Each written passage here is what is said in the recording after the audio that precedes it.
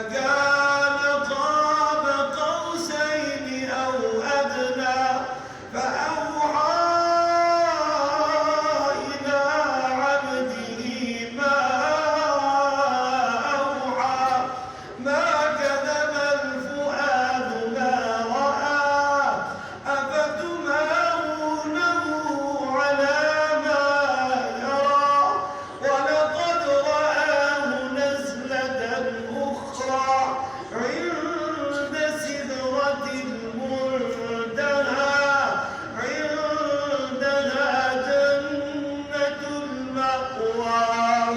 إذ يغشى السدرة ما يغشى ما زاغ البصر وما طغى وما توفيقه